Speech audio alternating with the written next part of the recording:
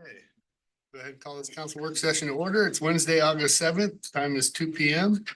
I'll go ahead and open it up for visitor comments. If you'd like to come up and make a comment, please keep it to 3 minutes or less. State your name for the record, and we'll be taking notes of action if needed.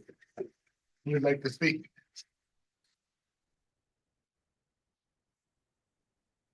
Al Peterson, 101 St. Helens Street.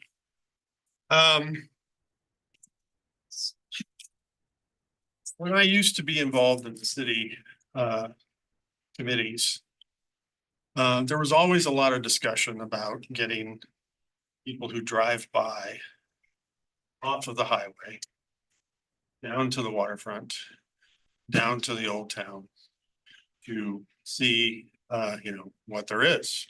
There's a lot of people who just drive by and don't know there's anything down there. And so there's been a lot of discussion over the years, and there's been attempts at different things to do something about it. I'm here today to ask you, to implore you to change your focus on what appears to be the path you're going down. And that specifically has to do with this and an email you should have received from me through Kathy Payne. This is in your packet. It is evidently the proposed new entrance sign to be located at the new intersection of Gable Road, not Gable, Millard Road, where the new light was installed. I was on the Safety Corridor Committee way back when Highway 30 was declared a safety corridor. And at that time, I told ODOT multiple times that, hey, we are looking at a new entrance sign. Can you guys please give us a location when that was happening? So I reminded them multiple times of that. At the same time, the city of St. Helens went through an entrance sign RFP process. An entrance sign RFP was put out. A committee was formed. Approximately a dozen entrance signs, proposed designs were submitted. And the committee at that time selected what I think is a fabulous sign. Now, the reason I think it's a fabulous sign, now, here is that design. So what do we have here? We have a sign that says, "Welcome to St. Helens, established in 1850. That's it. I mean, that is it. I have seen these signs up and down the roads all over the United States and actually all over Canada. In fact, in Canada is when I first noticed these symbols of the Kiwanis and the Rotaries and the Lions clubs and these various clubs being put on these city signs. I hadn't noticed it in the United States before, but when in my trips to Canada, I had noticed it and I'm like, huh, that's interesting. But this entrance sign was specifically responding to the committee's critiques, one of which was to talk about, and that wording was very specifically selected by the committee, and it says on it, historic waterfront. Also, if you look at these images, these cutout graphics, these graphics indicate you have a graphic of a sailboat, you have a graphic of a dock, you have a graphic of a kayak, you have and the artist, when the artist presented this design, the artist said, look, these graphics can be anything. We can put a graphic of the courthouse on there. We can have children from the local community design graphics, and we can put that on here. It can basically be a community project, and it will say something about our community. And I remember when this, the whole I don't know what it's called, but the signage. Branding and wayfinding. Yeah, this branding and wayfinding thing was done. I frankly wasn't that impressed with the selected design, and I think this is just in my view, this is what comes out of a large selection process. It's like designing by committee, and the most watered down, the most bland version comes out of that, and that's what this is. This sign says nothing about St. Helens. It says nothing about the waterfront. It says nothing unique other than St. Helens. That's it. So I'm here to ask you to reconsider what you're planning on putting at the entrance sign of St. Helens. And I'm asking you, I'm imploring you to put something that says something about our town. Thank you. Thank you. We have, could you give, go back, copy of your one there, and when was that committee put together? That committee was done in 2011, I think.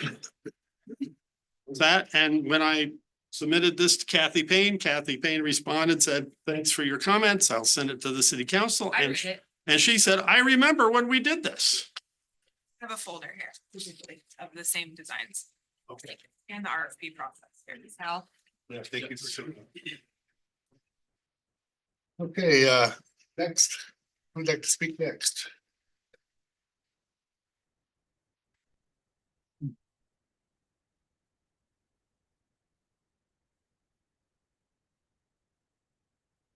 My name is Ron Tromlins.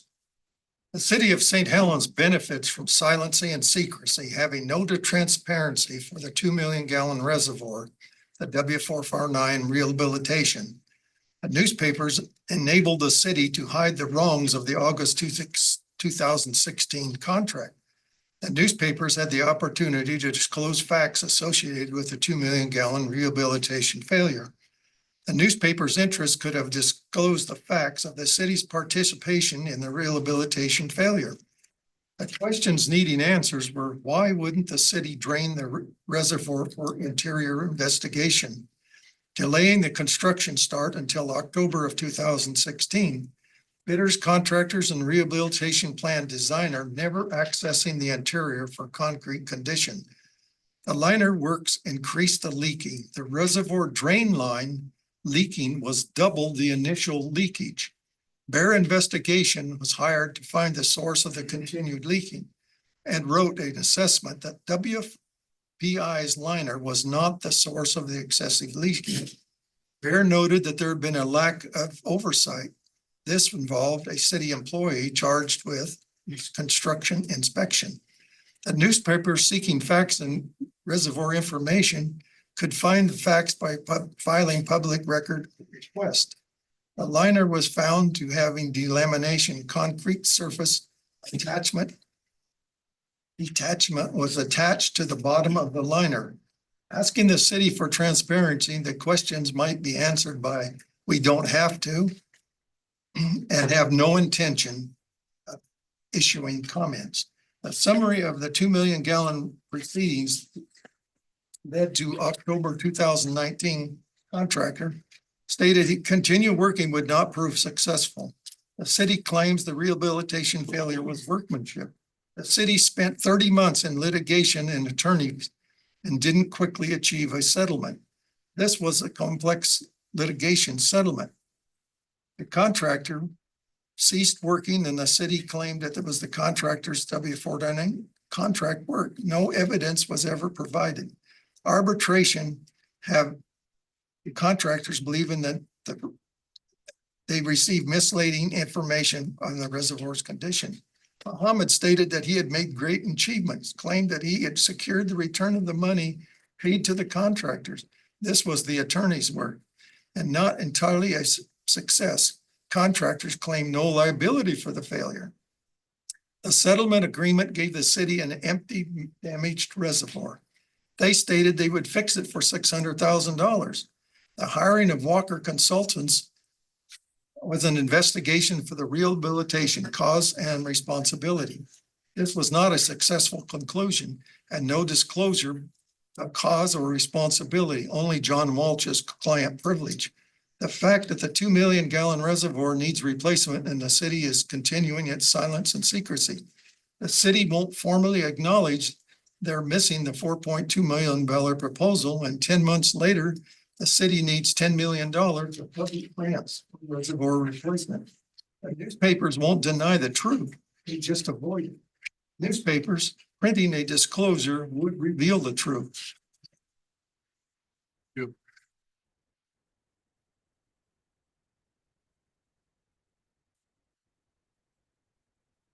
Okay, who'd like to speak next?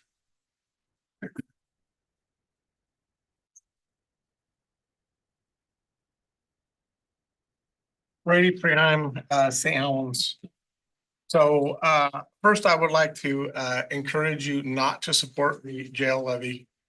I think the citizens have spoken, and I think it's your job to represent those people that elect you. And it's pretty clear, and in particular in St. Helens, the jail levy failed by a lot. There are other options. We only have about 50 people. We're spending almost over $5 million a year on the jail. The jail was built with a promise that it wasn't going to cost us a dime, which is a big lie, and has been now for a while.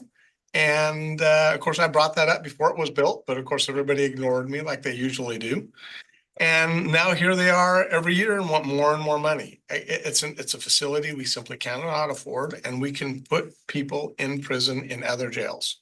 We can use them, and we need about a third of what we have. We have about 50 local people. The rest are federal marshals, which we do not make money on. The way I know we don't make money on them is because, we need $5 million from the taxpayers to support them. And so to me, it's pretty clear that the citizens also agree with that.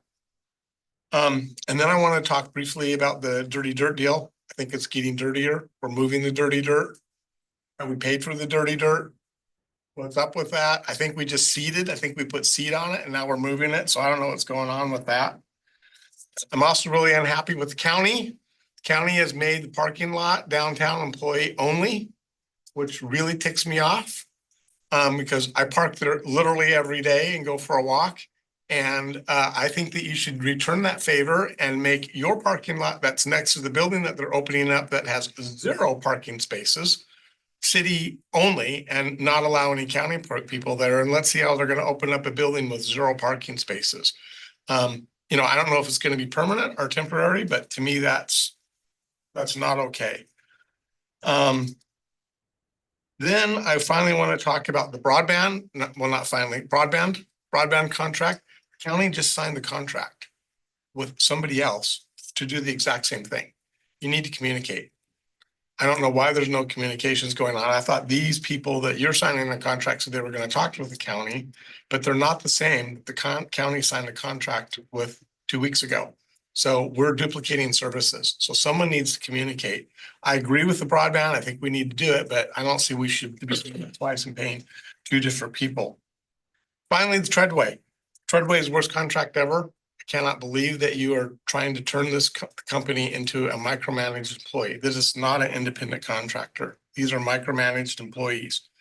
And the big things are there are no controls on costs or revenue.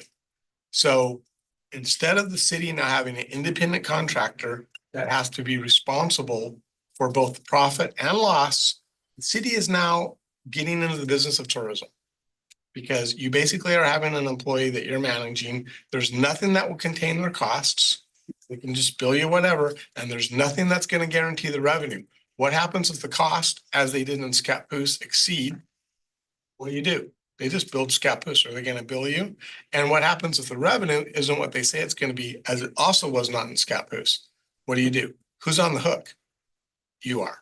And that means me with my tax dollars. So this is horrible. This should not be a contract that you, our Treadway, frankly, should sign, because they're going to do this for an extra $50,000. Frankly, I think they're 5%. It's a stupid plan, and you need to not sign it.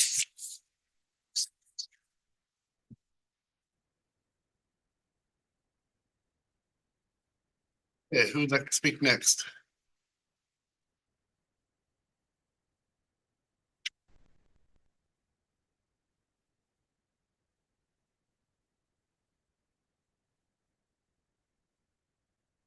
Steve Topaz here. This past week, I had a conversation with a fellow ex-councilman, and we were describing a number of problems. One thing that was remembered was I was asked, do you remember what the answer was when you asked how long you have to be here before St. Helens believes you're in St. Helens? And the previous mayor says you'll never be. Okay, we were also discussing how would we best characterize the council. And we ran into some thoughts, and here are a group of thoughts that came from some old people. I'm going to give you the list so you can check out who wrote them. The first one, no one is more hated than he who speaks the truth. When you have something to say, silence is a lie. Who does not know the truth is simply a fool. Yet he who knows the truth and calls it a lie is a criminal. One of the most cowardly things ordinary people do is shut their eyes to the facts. No amount of evidence will persuade an idiot, and this from Mark Twain. Never argue with an idiot. They'll drag you down to their level and beat you with experience. That is what we considered characteristic of council. Thank you.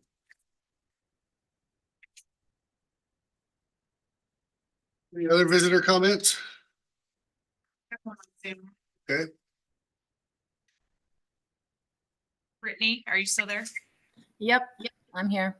Okay, we can This hear is, you. yeah, thank you. This is Brittany Lapp with the Sand Island Sandcastle Competition. And I'm hoping to see if we can follow up a little bit. After the last meeting, it was obvious that things didn't go quite how they probably should have or could have, and things weren't really discussed. And I had talked to John Walsh afterwards, and he had spoke that Rick and himself and that we wanted to see if we can go ahead and figure out a way to make this right. And I was told that we were going to look into possibly paying the carvers 50%, since they did, in fact, plan for this whole year. They turned down jobs, they turned down vacations, they turned down families, all kinds of things that they had to turn down. And they gave up a lot of opportunities to be here. And so I'm hoping that we can get some kind of follow-up, because I've since been told that we're going to look into that. I've told my carvers this, and I've gotten no follow-up on anything. And so I'm hoping, had we gotten that, we still probably would have gotten out there this last weekend and made something happen. Well, even if it was just a camping trip to just keep it going. I don't know if you guys saw online, but the OPB special did release, and it was really, really quite cool. And so all the carvers are really anxious to advertise, anxious to show, you know, what this town has to offer. I mean, 2 of the carvers even got proposed at Halloween Town last year. And it's just, we're wondering what's going on. It's been obviously the deal that was supposed to take just a couple weeks to figure out with the contract with Treadway has taken much longer. Now we're into Halloween Town time, all kinds of things. And I'm looking for some kind of answers as to what I can tell my carvers, what we're going to be doing in the future, whether or not they're going to get something for, you know, some of them booked airfares and had all kinds of things. They had to book hotels the night before because we can't get out on the island until, you know, after 7 and stuff. So, I mean, there was things that they had to do, and there's expenses that we need covered. And this was also a job that I was very much like invested in. And so I'm just hoping that we can finally get some kind of response. I did send an email to all of you this morning, and I'm interested in talking anytime about this, if we can just figure out something, because I really want to see this succeed in the future. And I really don't want a bunch of pissed off carvers questioning my integrity too. So thank you. Thank you, Brittany. We'll go ahead and put that on the evening agenda. More discussion item for discussion. Anybody else on Zoom? Adam? Adam St. Pierre, St. Helens. Hey, I just wanted to keep council reminded that I just heard a few minutes ago that the reason we had a subcontractor is because they held all the liability and all the responsibility. The city didn't have anything to do with that. So if there was a contract that existed, I would say that the contractor would be liable to take care of those carvers and stuff. If it's out of good faith for next year to get them there, that might be something to look into at maybe signing a new contract with them. But if there was previously a contract with a contractor, that is who's responsible. So thank you. Thank you. Hey, do we have anybody else on Zoom? Okay. We're gonna go on to our first item, which is a employee length of service recognition. And our first employee that we're gonna call up here is Tim Underwood with 25 years.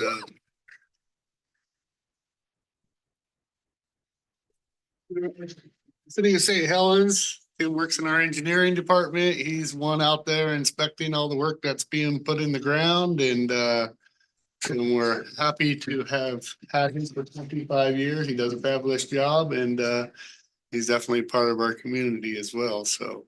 I'd like to know how much longer. Yeah. He's been threatening to retire, so.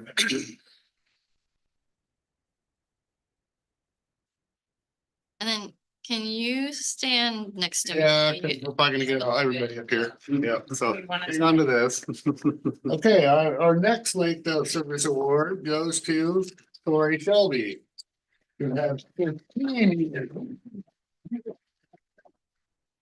Tori, you work in our Parks Department now, and he's constantly a go-getter out there, and you don't shy away from work, and it's recognizable, so appreciate it. All right, we gotta get our picture here. And you go stand over there. All right. And then we have Don Richardson with 5 years of continuous public service. And I think Dawn's in our utility billing, and I don't know that Dawn's here. I don't see her. But she is fabulous. You run into Dawn when you come into utility building. It's a shame that she's not here, but we appreciate her efforts over there as well. And then I have a certificate of appreciation here for Jessica Sturd. That's the next meeting. Huh? Oh, this is For next. the next meeting. Never mind. You didn't hear that, Jessica? All right, so Yeah, yeah, both of you together with the mayor for. let's stand in front of the council. Yes. I think you want to in the picture. Mark, Stand up, and Russ, do you want? Everybody stand up. Oh, we're standing up. Sean, do you wanna like Fun, John. one side?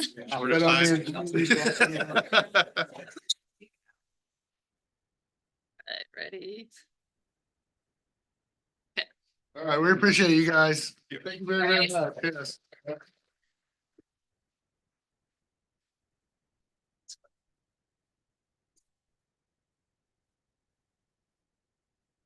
Okay, on our second item on our agenda, is a presentation in support of Columbia County Jail Levy, Sheriff Brian Pixley. Hey, Brian. How you guys doing today? Good, how are you? I am good. Thank you for asking. Good turnout last night. It was a hell of a good turnout. I think, like I said earlier, I think we had well over 600 people there, and it's just, I think next year we actually have to turn vendors away because we were full. And people were parking completely down toward That was it. a good problem to have. It's a very good problem to have. Yep. I'm really proud of my staff and of the communities that came out to support us. Yeah. It's a great thing.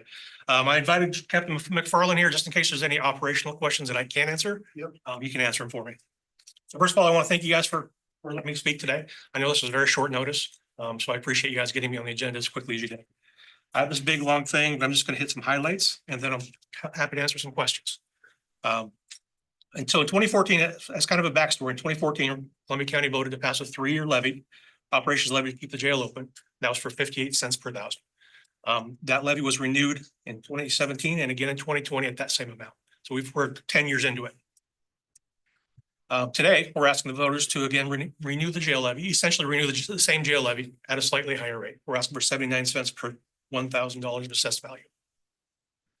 Just for your guys' knowledge, the jail has three primary sources of income. We get $1 million from the general fund. We have bed rental revenue from the U.S. Marshal Service, and then we have the voter levy. We recently renegotiated our contract with U.S. Marshals for the per diem bed rate. We increased it from $92 per night to $127 per night to help reflect on some of the increased costs. So that year this year we're set to hopefully bring in about $4 million from that bed rental revenue. So prior to the 2014 jail levy passing, we were doing what we called matrix releases, which means we were releasing inmates pre-sentence, pre-conviction, that kind of thing. In 2014 alone, we were forced to release 748 inmates back on the city streets. That's an average of 62 inmates per month. Since the passage of the levy, we have not released anyone due to lack of bed space or lack of funding. So the matrix is due to the levy not passing. The matrix, that was prior to the levy passing. Yeah, that was, I wasn't around when the jail was first built, but my understanding is back then we could house INS inmates. Since then, they've obviously built their own facility in Salem, or no, sorry, I believe in the Seattle area, and we just can't house them anymore. So at some point that dropped off, and then we're just kind of piecemealing it, and finally got to a point where the general fund couldn't sustain it.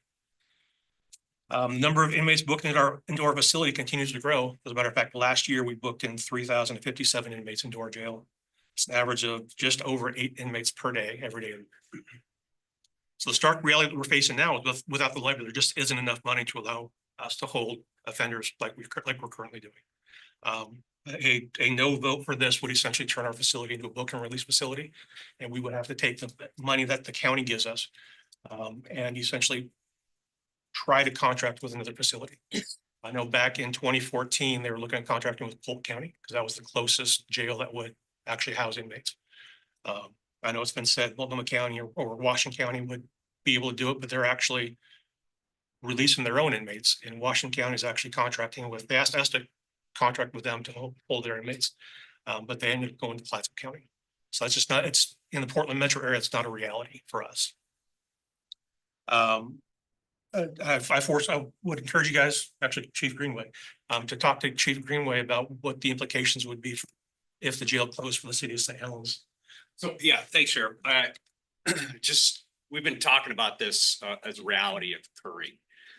So it would impact the police department and our community severely. And so depending, there's a lot of variables, but first and foremost is that the jail will have to scale back on who they can lodge. So on average, the last 5 years, the St. Helens Police Department has arrested 560 individuals every year on average for the past 5 years. 1 year, 622, 1 year, 591, but it averages out over 560. Now we don't have the ability, we don't track, misdemeanor arrest compared to felony. So in speaking with Sheriff Pixley, he would still be able to lodge a very small few amount of offenders, but only the worst of the worst. So even conservatively, if we took 30% of the 560 and we average arrest, that's about 168 felonies per year. Without the sheriff having the ability to lodge those people, the St. Helens Police Department would have to lodge them in another county facility. In the spring, to Sheriff's point, in the spring, I had a conversation with Washington County Sheriff Caprice Massey, who informed me that they were turning away people from their jail based on their low staffing numbers. They just didn't have the staff to keep booking it in. This is not a doom and gloom, and this is not fear mongering, because what will transpire is it will force the St. Helens Police Department now to transfer those mandatory arrests or those violent offenders outside of our county. And to Sheriff Pixley's point, it looks like it would be either Yamhill County, which is located in McMinnville, Oregon, and I haven't even reached out to Sheriff of Clatsop County, which is in Warrington. Just looking at the map, you could see that McMinnville is about an hour and a half drive one way. I think it's 63 miles from St. Helens to the jail, and Warrington is an hour and 45-minute one way. So the St. Helens Police Department, because the sheriff would not be able to transport those prisoners. So that responsibility would fall upon the St. Helens Police Department. So if we arrest and lodge somebody in Yamhill County, Our officers then have to go to Yamhill County, pick up that individual and then transfer them back here for court. That doesn't even account for the medical issue. If they have a medical issue, God forbid they get staph infection or something while they're in custody, now the St. Helens Police Department is responsible for going down there, transporting them to a medical facility. And we're not going to transport one officer for a violent offender. It'll have to be two officers for officer safety reason. So it has a lot of ramifications and how important this is to our community, specifically St. Helens.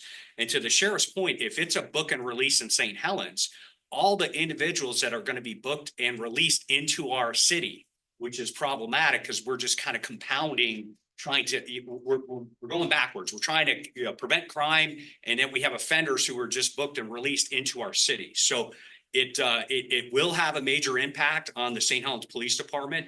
It's no secret that every agency across the United States is hurting for officers, correction, law enforcement, federal. So we really need to really strategically as a community think about and prioritize what's important. As always, the sheriff and St. Helens Police Department work in concert with each other to work out the best solutions.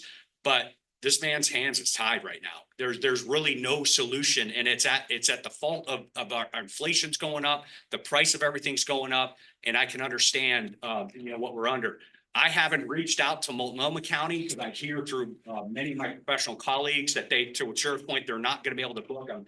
But regardless, once we have an officer leave our county or leave the city, I should say that we're contractually obligated to have two officers on duty. So that's really going to add to the overworked our officers, our staff. So again, that's why I'm here to support Sheriff Pixley. And hopefully the council will understand that this levy is important for our community and for the police officers, but more importantly, our community members. They deserve the absolute best in the public safety, and we're here to give it, but we need some help in getting this passed. So I'll be quiet now and hopefully you have to any questions. To speak a little bit towards Chief Greenway's comment about inflation. Our medical contract alone since 2020 has increased 129%. Our food contract has increased 41%. The problem that we run into in Columbia County is we're a small rural facility. So we put out RFPs for these big contracts. And the last couple of times we put out RFPs, we've had one person respond. Because we just don't generate the money that Multnomah County or Washington County, the big metro areas do. So they don't want to come out here and waste their time. We actually approached a vendor for medical, and they said, yeah, don't even talk to us unless it was 2.5 million or 2 million. So we were actually kind of fortunate. We were able to sign a contract for 1.5. So that's kind of where we're at. My hopes for you guys for this presentation here is that you guys will consider signing a resolution or something in support of the jail levy. So this is important for public safety, not only for Columbia County residents, but for every city in this county as well. We're happy to answer any questions you guys might have. One question that I wrote down, it kind of speaks to some of the talk out there in the community. What's the average occupancy annually of the jail itself? Because, that I know you said how many people get booked, but what's like the occupancy? Like, is it usually full? I actually know. So we can hold up to 255 inmates. But in order to achieve that, we'd have to have the perfect mix of inmates, and that's never going to happen. I actually looked at this stat earlier for last year, 2023, and I can get you an exact number, but it was we run an average population of about 140 to 150 every day of the year. We have about, and a little better, I think, than half of that is local offenders. So about 70 to 80 locals, and then the rest are U.S. Marshals that we contract with. Say like 70% full, 80% full, something like that, though. I would say probably, yeah, 70. Thank you. I have a question, Sheriff. Was it when the jail was built, was it at one point tied to timber revenue? I believe it was, yes. And that was a significant. Yeah, that was a significant. After that happened, Yes. right after the timber. Yes, sir. And the other thing is, the other thing was, you're only asking for 20 cents more per thousand, right? So Yeah. it's not on top of the 50. It's 79. 21 cents more. 21 cents. Okay. Yes. Thank you. I think it works out to about $5.80, $5.90 more per month. So. Well, I just know I've always been in favor of this levy here. I lived in this community when that matrix was happening. And I know of people who were on probation who got caught shoplifting and were booked and released, and the officers actually an hour later seen them walking down the road, and it was very hard for the officers to do their job when they just put them in there and literally they're walking the streets an Well, hour. the criminals knew that, so they just kept an committing hour crimes. later. Exactly. And that's a legit story. That came from Lieutenant Hoke. Yeah. He was actually just an officer back then. Yeah, I remember, He said that happened. right on the cusp of the jail closing or the levy passing. I don't know if you guys remember this, there was a group from Florida who called themselves a Felony Hill Gang. They came in here, they stole a bunch of cars, got into a pursuit with them essentially from St. Helens, ended up crashing in Rainier. There was two people in the vehicle. We caught one immediately, we caught one the next day. And when they were asked why they were here, because they're from Florida, like, well, you guys don't have a jail anymore. It's like, well, the jail levy just passed, so sucks for you. And now you're sitting for a while. Yes, and now they're in prison. Well, and Chief, thank you for showing up. That's that's the bigger issue for us too, is, we're roughly almost 2 per day we're putting in there by the arrest that you said we had made. 160, yes, 2 per day. And it will also impact our municipal court. 2 of the 8 per day that are lodged in there come from St. Helens. And then, like you said, even if it was a book and release, those criminals that could get shipped in from Scappoose, Rainier, Vernonia, Clascanine, are waiting on a ride and maybe don't have a ride, and they end up walking our streets. And it could be not good for St. Helens. So, Well, and I had a conversation with Commissioner Garrett about it too, and one of the other aspects to it all is the people that would get laid off from the jail. Yeah. Those are people that live in our community, that have their kids here, that are, members of our community too, so that's So- also important. I appreciate you showing up and putting in that in, because that was an oversight of mine that I would never thought of by just thinking of book and release, but when you have 8 per day being, or maybe 6 per day and keeping 2 of the worst. Releasing our community every day, that's a lot of. Extra people in our community. It is. We're happy. Yes. Yeah. Unfortunately for us, while other counties are struggling with manpower, we're actually fully staffed in our jail. So it would be a shame to have those people turned away. Constitutes a release. And you- Constitutes a release. You say, I've got to release them because you don't have. So we release people currently because they either bail out or they do what's called a 48-hour release, which means when an officer arrests an inmate, they have to fill out what's called a affidavit of probable cause. That goes in front of the judge. The judge finds probable cause and they're held until their hearing. The judge does not find that probable cause exists, then that inmate will be released in 48 hours. And the other way that they're released is through the courts. So. Good question, Russ. All right, well, we'll put this on our action for tonight too. Yep. Thank you. I appreciate that. Thank you, Chief. If you guys haven't toured the jail, I encourage you to reach out to me. That was very enlightening. And I'll make sure you guys get a tour because it's important. So thank you again, guys. I appreciate it. All right, thank you.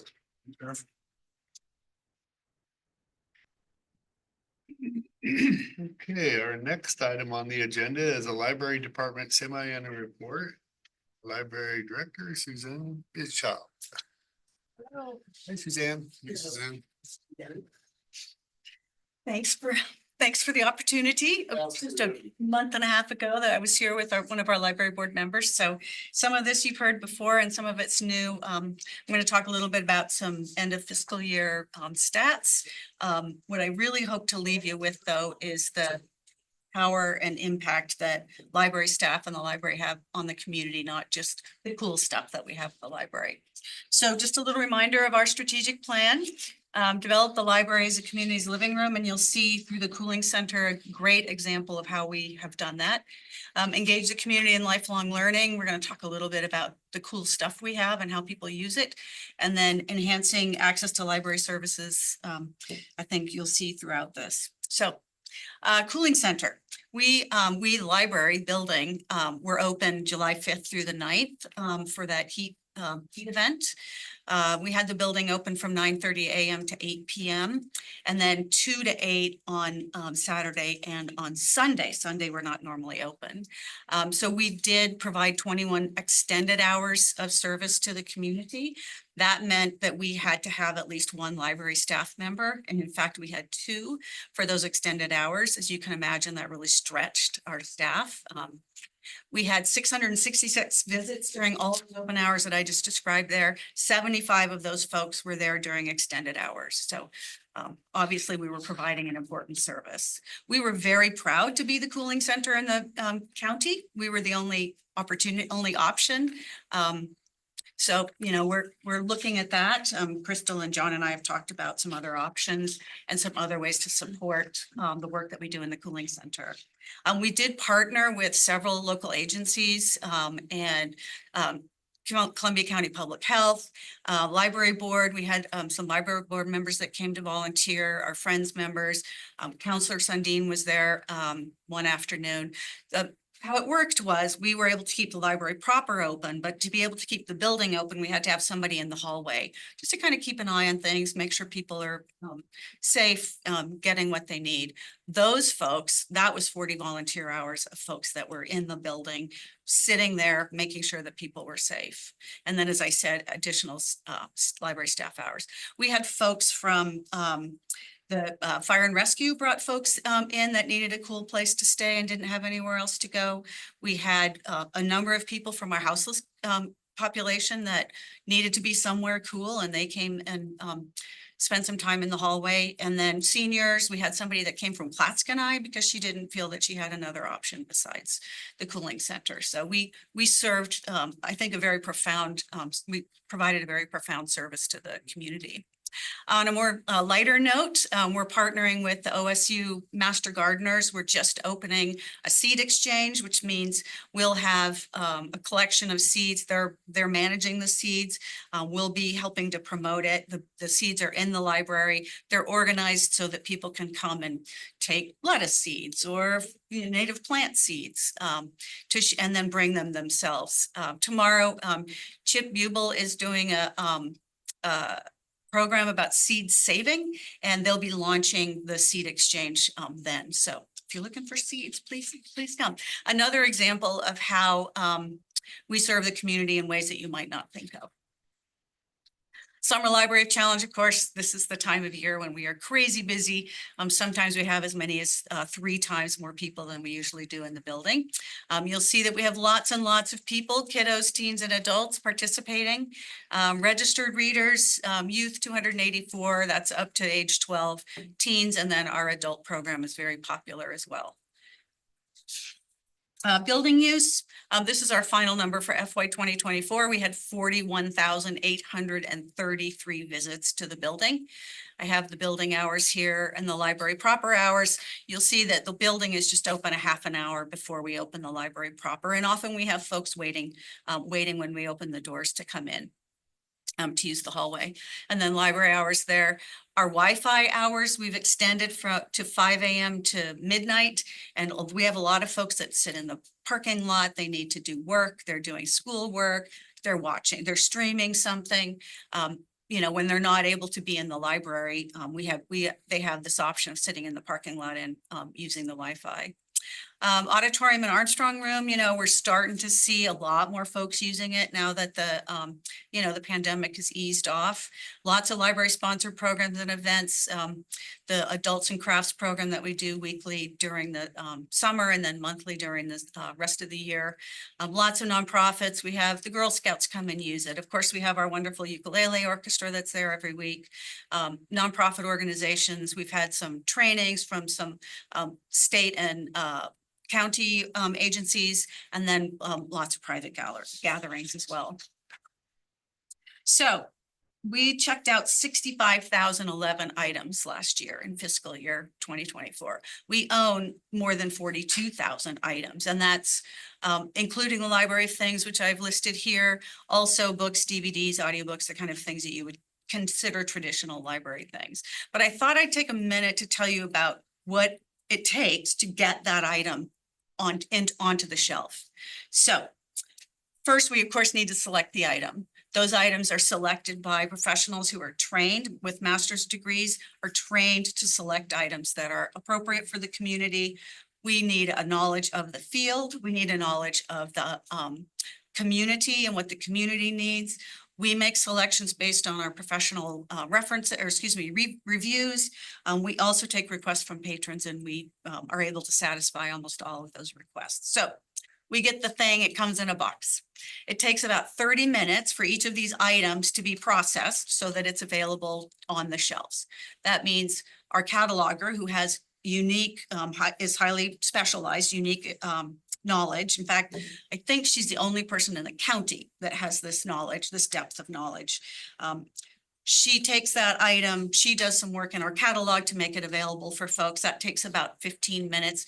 We have other staff that have to process those items. We have volunteers that wrap those items so that they're safe and available on the shelves. Those items come out to the shelves. They need to be processed by our library assistants to make them available. Then they're on the shelf. We often help folks find those items when they come into the library. I had a lovely encounter of about 10 minutes just before I came here. A mom, brand new mom, itty bitty cutie, ready to move on from board books, really really wanted some suggestions about where to go, what to borrow. So I had a nice conversation with her, as one does. I was able to help her choose about 20 items that she would have had a hard time finding herself, that were really specific to her desires. That is not an unusual experience in the library. We often do that with folks to that extent. Of course, that takes a lot of time. We're checking out the items for them. When we check them back in, we have to check for condition. We're going to check to see how current it is. Sometimes we'll check to see how often it's been checked out. Those items will pull to be repaired. Maybe we'll pull to replace something that's more current. We'll pull it because it's not circulating and we need the space on the shelves for something else. All of those things happen to every single item when it comes into the building and as it's used throughout the years. So the person that logs all this in, they use the Dewey Decimal System for all of it? We use the Dewey Decimal System to make the items available, so yes. But what has to happen before that is we produce what's called a MARC record. It's a record that's very specific to libraries and to items. It requires us to name the subject heading. So let's say it's a kid's book, it's about animals, it's about people, it's about being friends, whatever it is. Yes. Yeah, many categories. Yeah, multiple categories.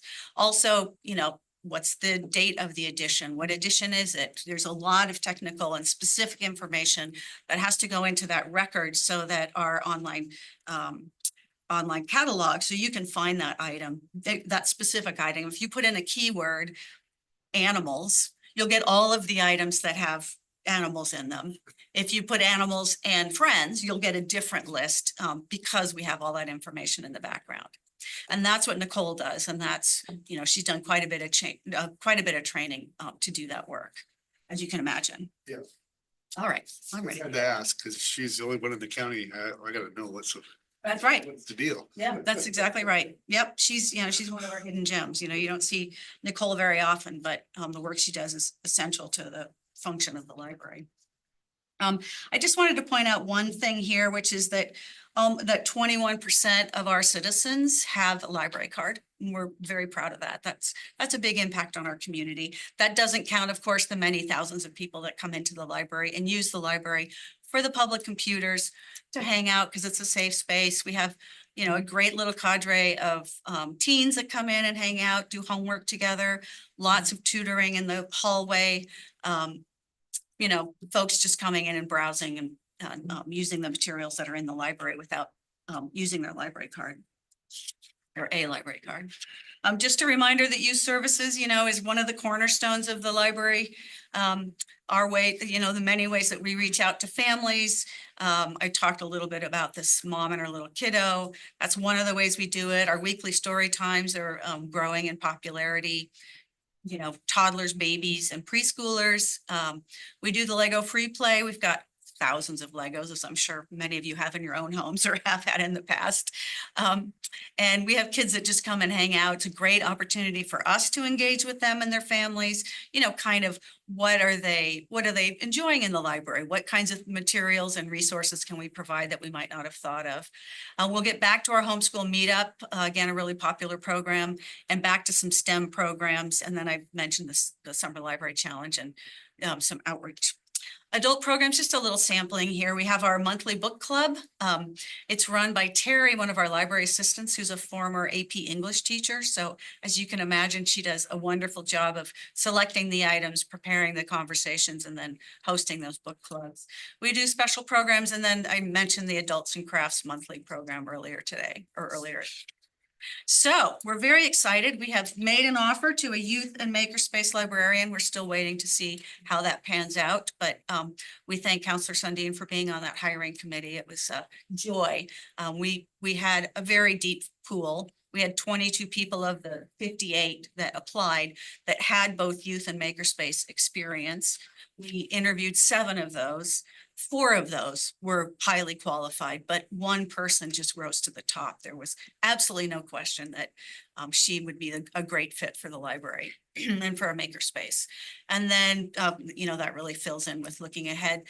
She will, or that person will take a month or so to get that building or the makerspace back up and running. Right away, we'll be doing, as soon as we can, we'll start with programming.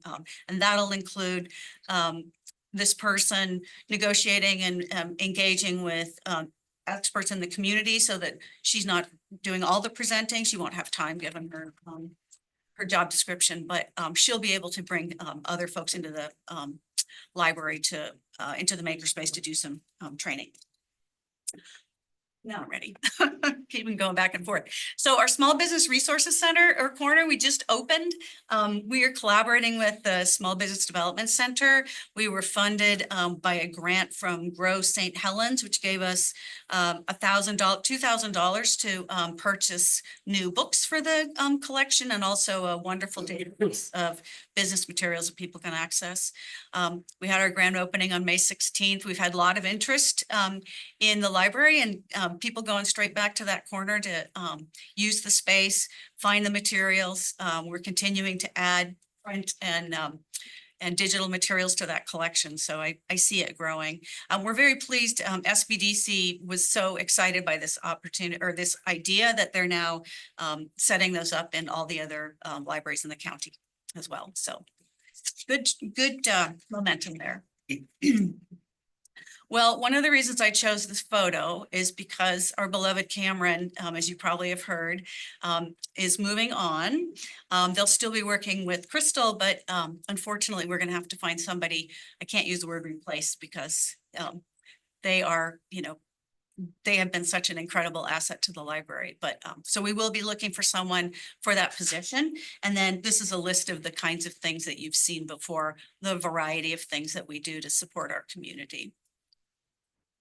Community partnerships, again, a good opportunity for us to just remind you that, you know, we work with all different kinds of organizations. The Arts Guild has gotten back into the library and we're thrilled to have them. Museum Association, as I'm sure if you've come into the library, you've seen a rotating selection of displays of all different kinds of historical things, obviously. We had great fun with one of the camps that the rec center did this year. They were building, they were creating lemonade stand businesses, and they came to the makerspace to create some promotional materials for their program. And then this fun photo on the left, we had a great Big Rigs petting zoo at the beginning of the summer reading program or summer library challenge.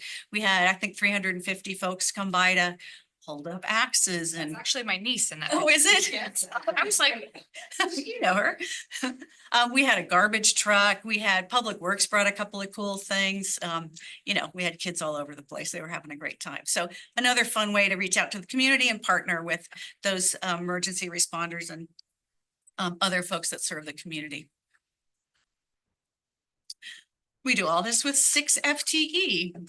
So for library assistants, absolutely absolutely essential to the service of the library. They're the first people you see. They're the people you see the most. They're the ones that have really developed the deep relationship with the community that our library has. I talked about Nicole, our library tech who does the cataloging. We have our new youth position. Patron services, that's Brenda. She's been with us for several decades and has an incredible level of knowledge and experience with the community and also within the library. She's an incredible resource to us, and then the library director as well. We thank our library board. Chair Erin Martin has just stepped in. We're very grateful to Jana Mann, who just stepped down as the president. She's a force of nature, and she was an incredible gift to the library we have one vacant spot. We're just getting ready to interview a candidate to see if they might be interested in a good fit for the library. So we're grateful for their support and their leadership. Lots of volunteers. We had 27 volunteers, and in fact, that number has grown. Just in the last 2 weeks, we've had 3 more people come to the library and express interest in being volunteers. They're doing everything from helping with kids programs to repairing items. I told you about preparing items for use. A lot of the volunteer hours are spent doing the covering the placing covers on the books, putting spine labels on the books, putting other labels on the books. It sounds like a quick thing, but it really takes, 10 minutes a piece. Value of volunteer time at $32.27 an hour. We've garnered $30,785.58 in time for things that we wouldn't otherwise be able to do without their support.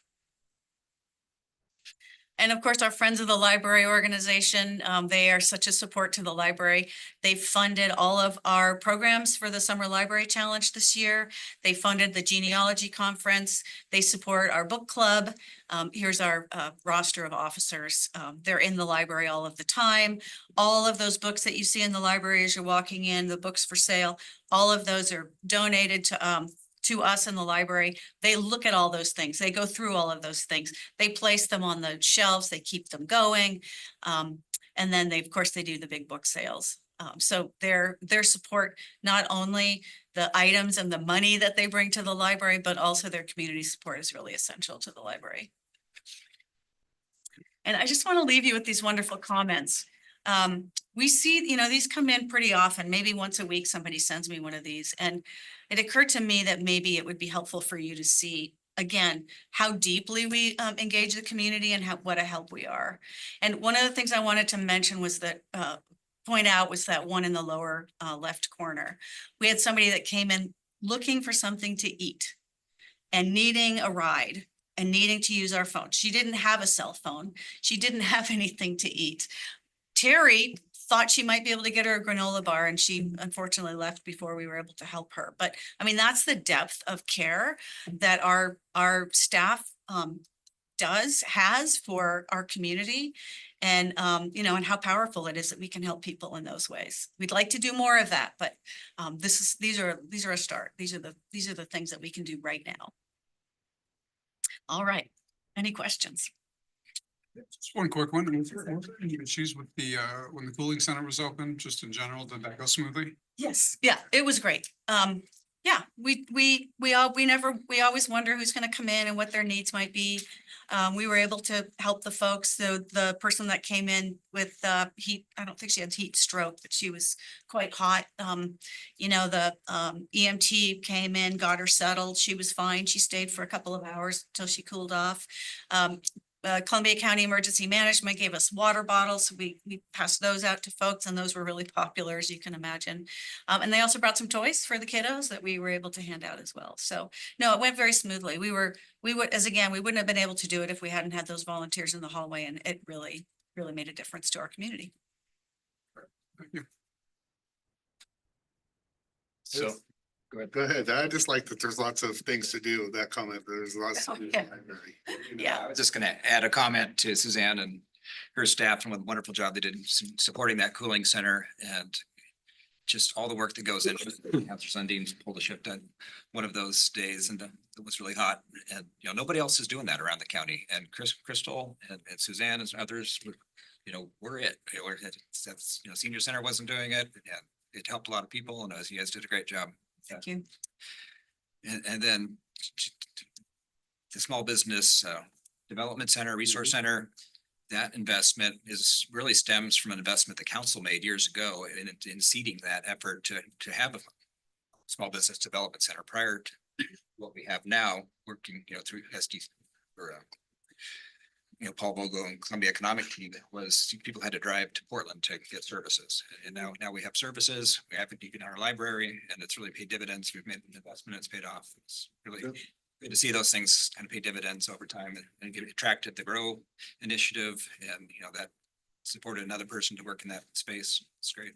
Yeah, that relationship with Grow developed out of our connecting them with Makerspace, because one of the things that people don't necessarily think about Makerspace is how we support small businesses and entrepreneurs with everything from promotional materials to developing, doing podcasts, creating, as I said, promotional items, doing prototyping, all of that kind of stuff. So that relationship with Grow really developed out of that effort of us bringing them into the Makerspace and getting them engaged in it. And yeah, we're proud of how we can, how we're supporting the small business community, and it's something we're growing and will continue to grow. Have you explored any partnerships with PCC or OMIC? We do have, yes and no. We had, when we had Alan in that position, he did a lot of collaborating with Sarah over there in the Fab Lab, and we'll get that back going again. So yes, to that limited extent, we did do some, and we'll continue to do some collaborating with them. And really not just collaborating, but sharing, collaborating in lots of different ways, programming as well as resources. Looking forward to seeing the Makerspace open back up. We're very excited about that. Yeah. So looking good, a good hire. Good. All right. Thanks, guys. Really appreciate it. Suzanne.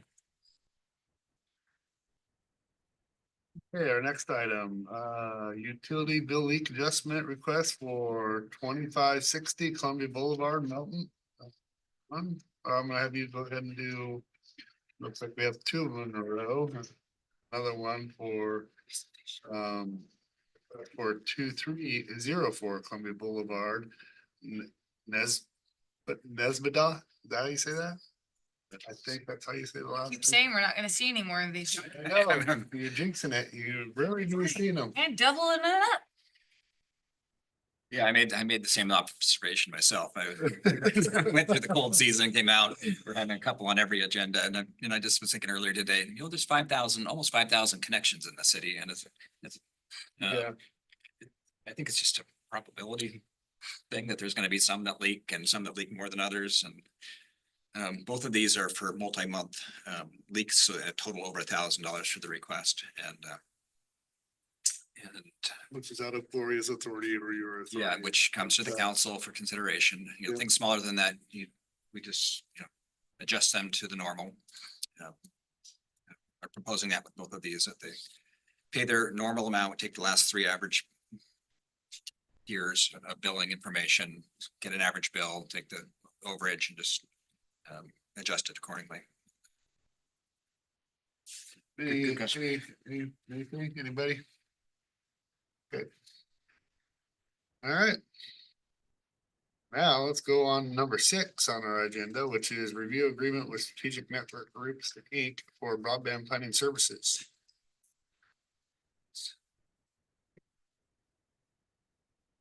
I'm gonna grab a cookie. Those ginger ones were good, by the way.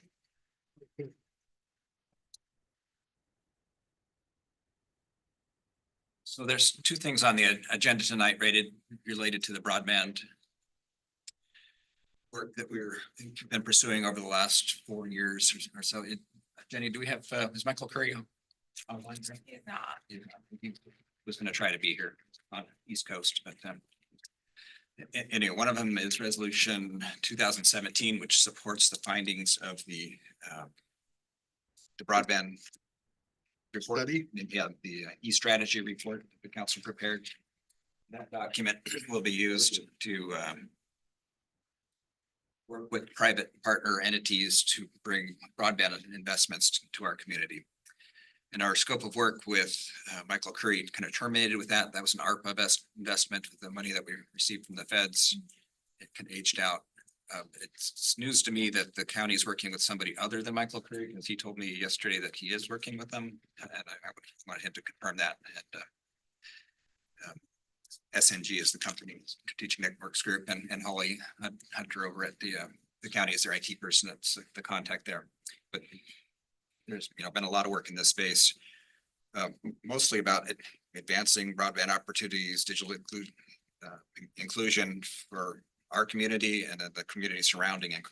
St. Helens has the opportunity to create this nucleus of investment that will spin off and serve a larger business case to make that investment. And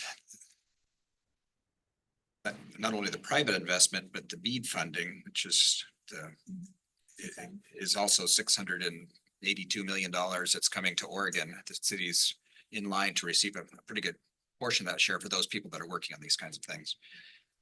And that'll be 2026. So Michael Curry's work is concluded. He wants to get through December, and he's proposed a personal services agreement here that is a not to exceed amount of 35,000. There's scope of work in there, but it's time and materials based. And the thought is that, this is important enough work. We've done a lot of work to this date, and it'd be a shame to not go after those grants and things. Well, we definitely all agreed that it was, what we heard him say was that our area, the outlying area too, made it sufficient practical for a private investor to invest. Yeah, there's at least one investor that's looking at a $26 million investment business case, but doing his diligence is what this work is part of. He's going to look at other investors to kind of compare and get the best person for the job. I'd just like to make sure that we are working with the county though, and not Absolutely. two different entities going on, about this. And how are you suggesting that we fund it? Community development, economic planning. So there's some funds there for that. It's kind of been the game plan, right? Thank you for asking. That was gonna be a part. To of it. make sure that we, No, it's not a general fund thing. put pictures out there, and that's kind of what we're doing. That was in the budget already when we did the new budget. There is a lump sum in there. Anticipating these types of. Any other questions for John? Okay, So he's gonna carry this on to what? 35,000. We have The next milestone will be getting prepared for the BEAD application. This goes through the end of the year. And then this is for just the application showing that. This is doing this. essentially, he's a grant writer. Well, he's not, Kind of. he's not writing the grant per se, but he's queuing up He's private putting investors. He's together. coordinating with the other cities. He's working with the county. Can we go ahead with this if we really don't know what the county's doing? Sure. Because no matter what, the idea is that we'll get some of that grant money when the BEAD funding is allocated to the state. If that makes sense. So anybody who's already done the groundwork has a chance of receiving some of that money. Hopefully the county does the same. It'd be good for the whole county, but I know they will. Yeah, it's been a high priority for the county for quite a few years now.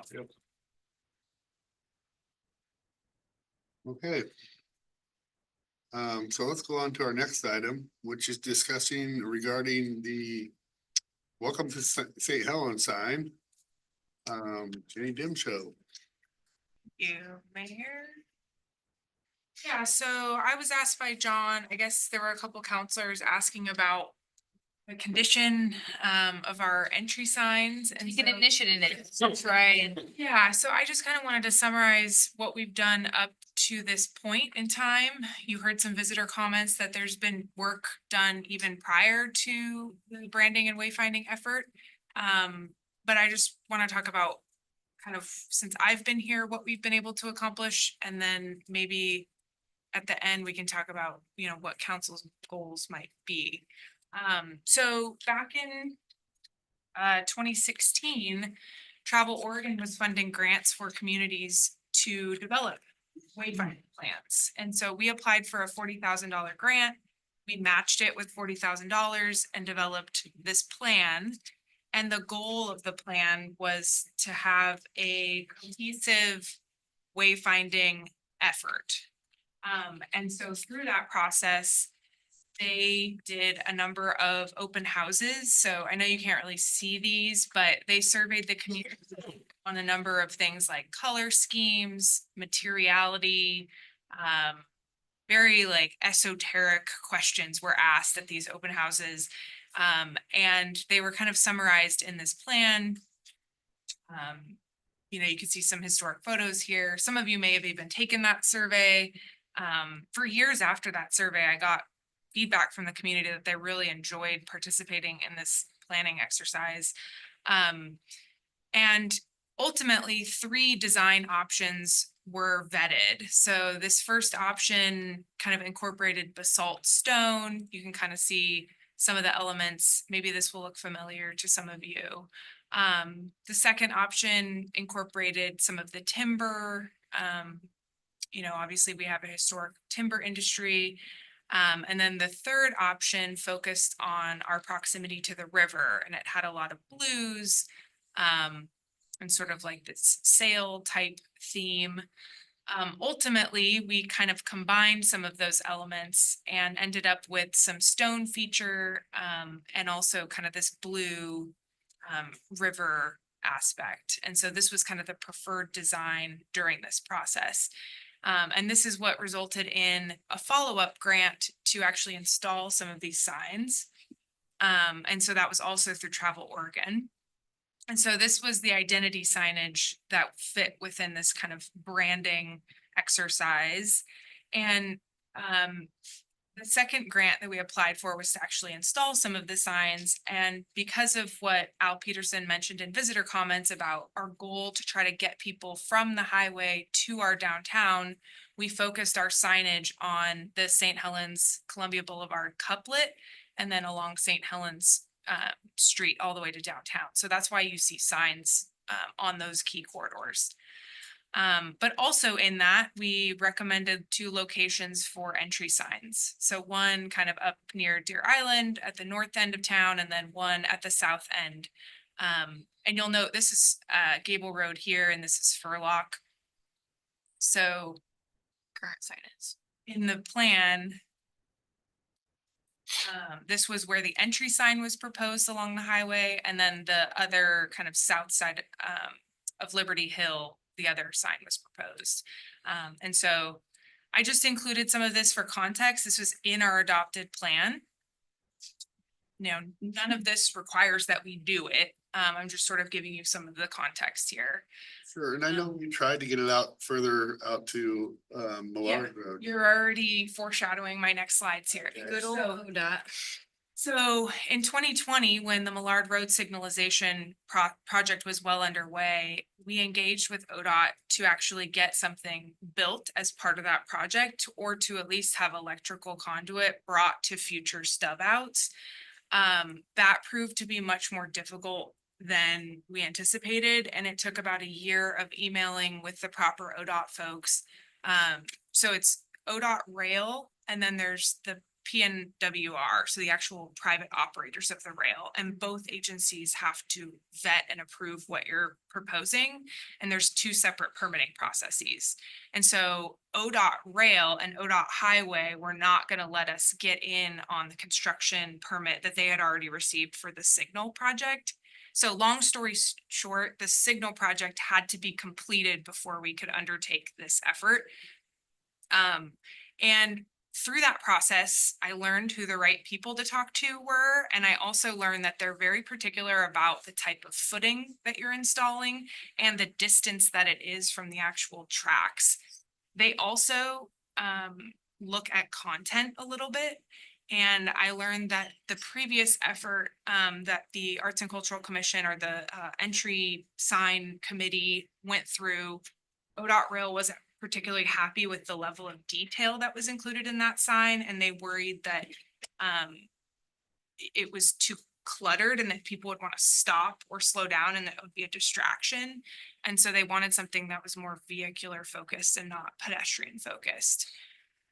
So all of that's to say, there are a number of key players and there's a process for permitting, and it's, you know, highly complex. And we've started some of that legwork and we're happy to pick it back up again if that's what council directs staff to do. This sign concept was a further elaboration on what was in the wayfinding plan. So we had Ramsey Signs, which was a fabricator, actually develop shop drawings. And we took those in 2020 to ODOT to kind of further the permit process. And so ODOT was cool with this sign. They were cool with the footings. They've kind of blessed it back in 2020. And so that's why it's in your packet. That's without the stone footings, right? The footing detail isn't in your packet, but we do have the footing When you were detail. saying has the stone on the bottom, right? No, so I think you're referring to the vehicle signs that are already installed. These ones. That one right there says welcome to Yeah. St. Helens, has the stone. So they weren't gonna be okay with having stone, they have a breakaway footing detail that they need, and so if a vehicle crashes into it, it's not gonna be a fatality for the driver. And so unfortunately, I don't know that they would accept something with stone on their highway facility. Yeah, so good eye. They are different than our vehicle signs for that purpose. We were also, in that period of time from 2017 to 2020, approached by the Lions Club and the Kiwanis Club about interest in being on the sign. And so we had Ramsey incorporate that into their shop drawings, which is why you see them on the sign. There was also interest in having them be internally illuminated. And so we had Ramsey kind of show what that might look like. Yeah, so you can see it at night. We don't currently have a budget for this. We don't even know what this would cost in today's dollars. We have old estimates that were pre-COVID, and I don't even feel comfortable talking about what those estimates were because the costs have escalated so much that it's just not accurate anymore. Even if we put a multiplier on it, I don't think that we would need a new cost estimate in order to kind of work towards funding something. I also think that it's within council's purview to, relook at the design if there was interest, but this is a really sensitive topic. We worked to try to get a gateway downtown and we saw how contentious that process got, and that actually had funding. So these things are super sensitive, and can be pretty, emotionally charged. So question, you mentioned the ODOT restrictions at, if we put it at Millard Road, what if we put it where the sign is right now? So it's all about their right of way. So whether we could put it at Gable, whether we put it at Millard Road, it's the distance to the actual rail, to the footing that's important. So it would be the same permitting process at either intersection. Yeah. I mean, I brought this up because it is a huge eyesore for anybody who drives into St. Helens. And it's just something I feel like we should have already had replaced, in my opinion. Sure. And it's one of those things, we've had so much going on that it doesn't really take the forefront. But I think we need to put a new sign there. Like, there's absolutely no reason why we haven't replaced that sign with something modern or new, updated.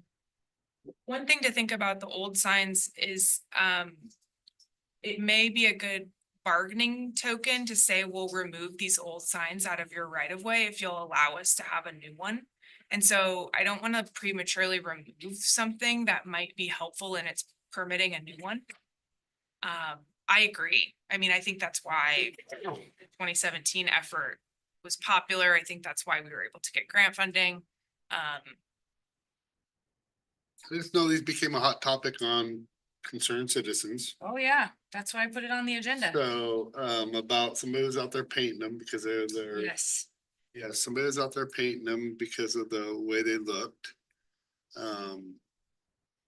Obviously, either that was taken years ago or that was after the person painted because they were really, really shoddy looking. Those are old pictures. Yeah. I think, right? These were from 2020, So, 4 years ago. so yeah, I mean, 4 years ago, they didn't look bad. And again, they didn't, well, they didn't look new. I mean, not like but we did go through the branding wayfinding meetings with a lot of people, at the Merriweather place. Yeah, we had 2 open houses and a virtual one. Yep.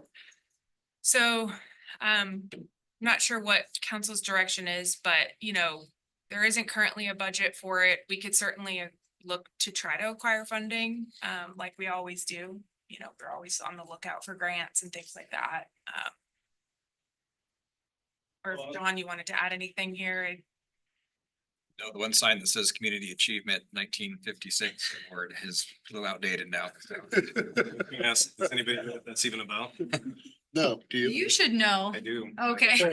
Curious if anybody else does. Give So, us- so in the late fifties, there was a national competition, community improvement competition. Uh-huh. And a local woman spearheaded that effort. She got all of the local women's clubs, the Lions, the Kiwanis, all of these local community groups to pitch in. Everybody was doing things.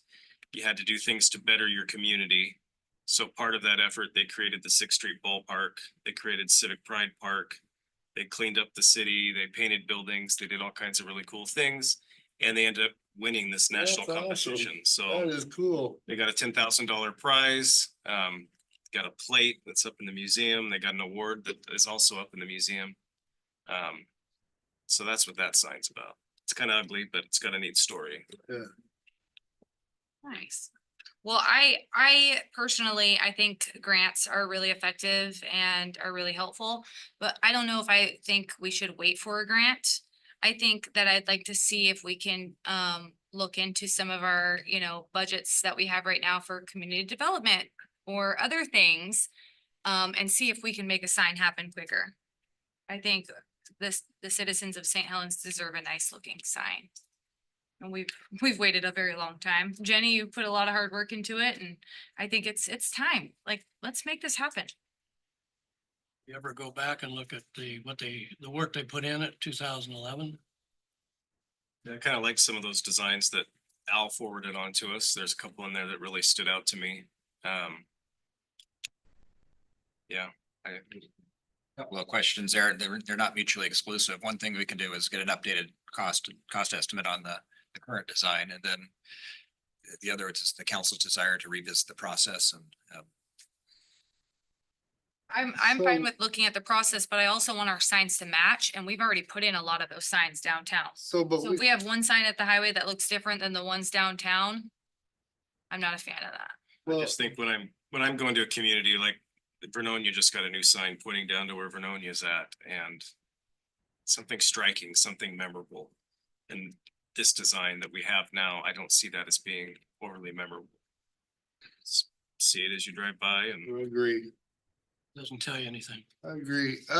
So we have permission though from Millard Road now?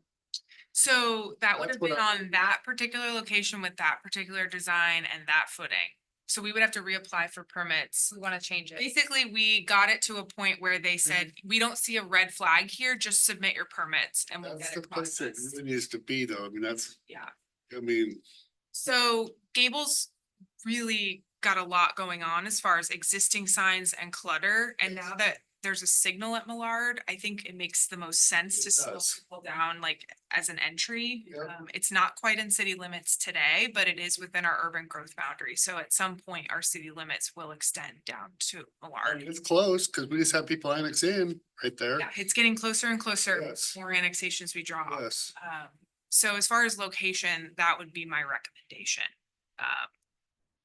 It's the Millard Road. The other end of town isn't an issue though, because it's on the other side of the highway. So that one, we haven't pursued the permitting as far as we had for an entrance sign.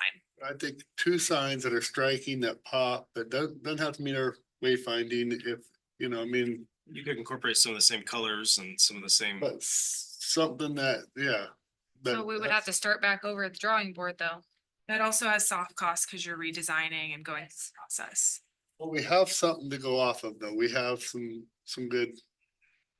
I think this could be controversial like the key, like the archway here though too. I do.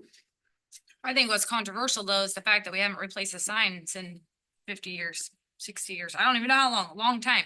That's what's controversial. Well, I don't know that one's 60 years old, but it's old. It's- It's, yeah. If there was one thing that I'd like to see added to it, it would be something pointing out like not directions, but the rivers, bringing the riverfront district and Old Town into play with the sign. And I don't know if that's could be done, you know, other than, I'm not sure how that would work out, but that makes sense to me. It kind of speaks to what Al was talking about. You know what I mean? That we're not just driving through like, because most of the people that I know that come out here that have never been out here, it's just the highway. And that's, you know, that's our issue right now. Well, that's kind of our riverfront connector too. Once we Absolutely. get that established, maybe we should be looking at that too, as far as. You know, that's where it would come in at. We'll work with the county on that, coming in, Old Portland Road, and then even realigning Old Portland and, Millard. So, That's the effort to redirect traffic downtown that way. yeah, So forget the Holton district. That was No. that's been yeah, that's part of the equation. for yeah, sure. it's two ways coming in there. So that was the riverfront connector. What's the other one called? The gateway For our master plan. corridor? Plan. Corridor plan. So there's a whole nother plan. It's just called, one we call riverfront connector, but that one we call the corridor, but they actually both link together or a loop. The design Al brought in today wasn't my favorite for that location because it's so intricate that I think it'd be really cool down along the riverfront or something along the Riverwalk where you can see the designs, but just like the artwork on the highway now, I don't think they're bad to look at, but when you're driving by on the highway, you don't get any idea of what they are, or what you're looking at, but. So would there be any issues with putting a second sign that would address the Holton district down by Columbia Boulevard?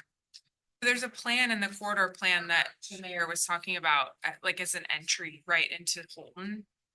The corridor plan talks. Down here. Yep, exactly. So the Okay. corridor plan kind of talks about that being a gateway into that business district.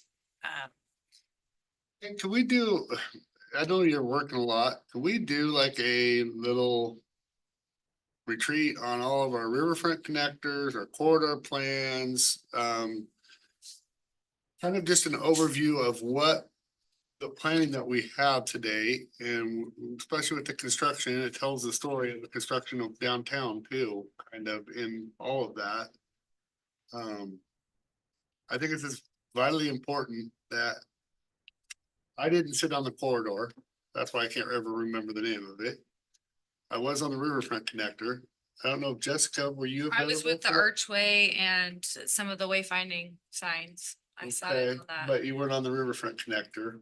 I think so. No. Right, Jenny? So, I mean, and you're You the were on only. the gateway though, I remember. Gateway, not the riverfront connector though, I right? think, Sundin was there too. I think actually Hubbard before he was on city council.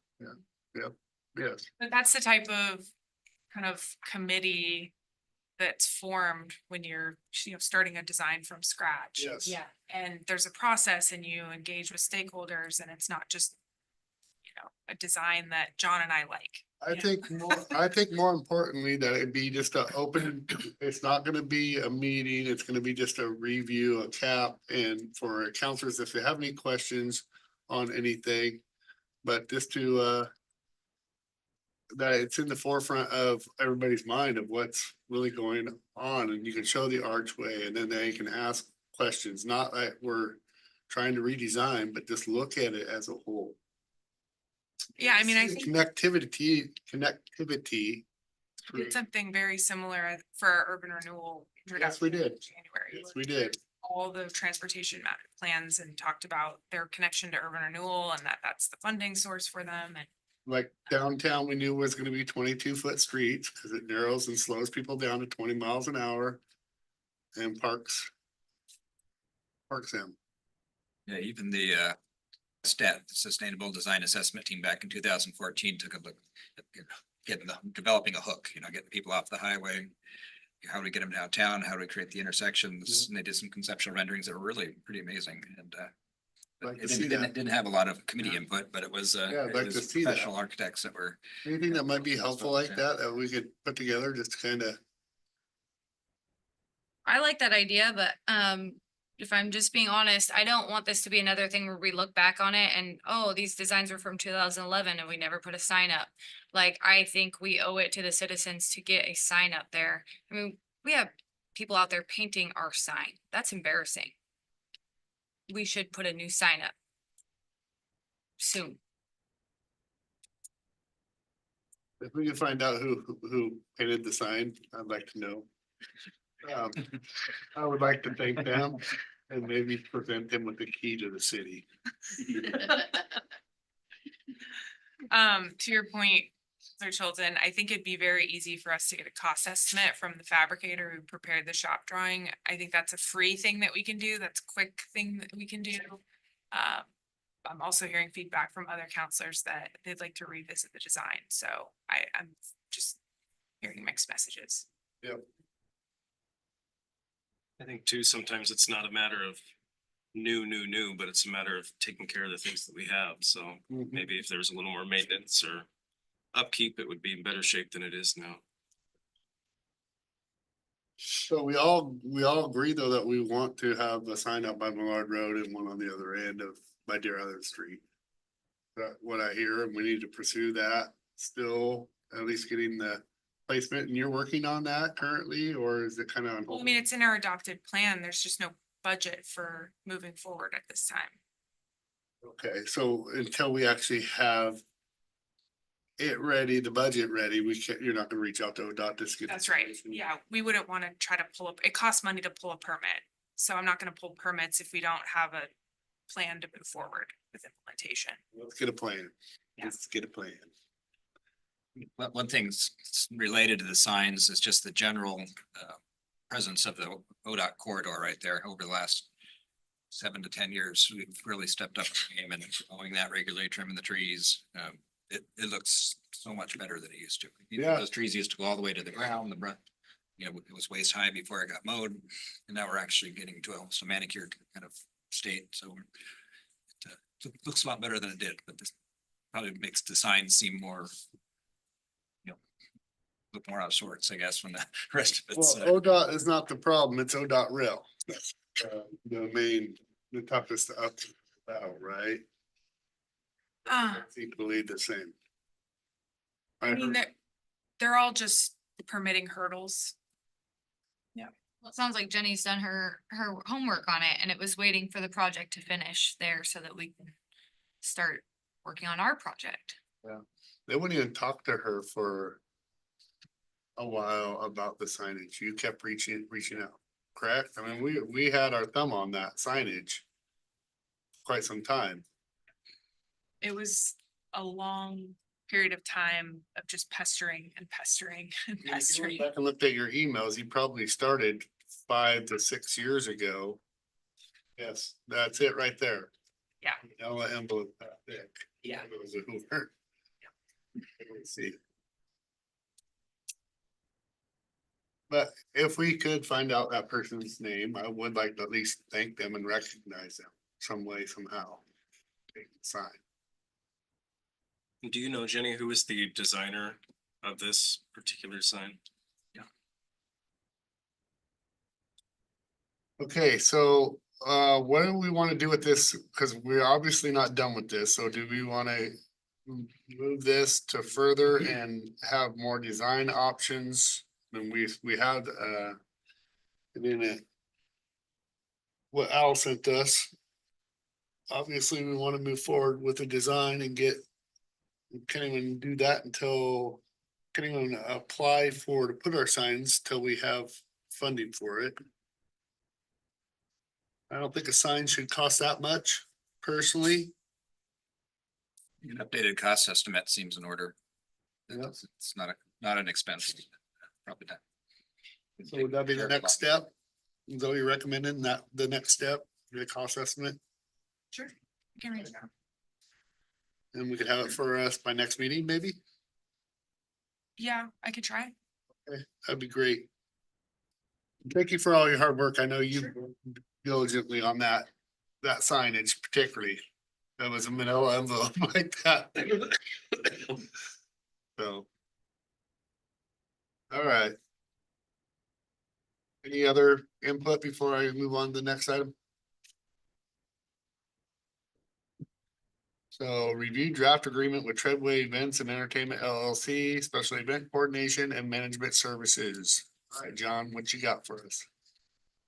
He's also here. Yeah, Matthew Call's gonna be on. He's on right now. Okay, Matthew is on. You wanna share a screen with him or however you want. And I do have hard copies if you like them. I would. Other than what we have on the. It's the same as you got, Elon.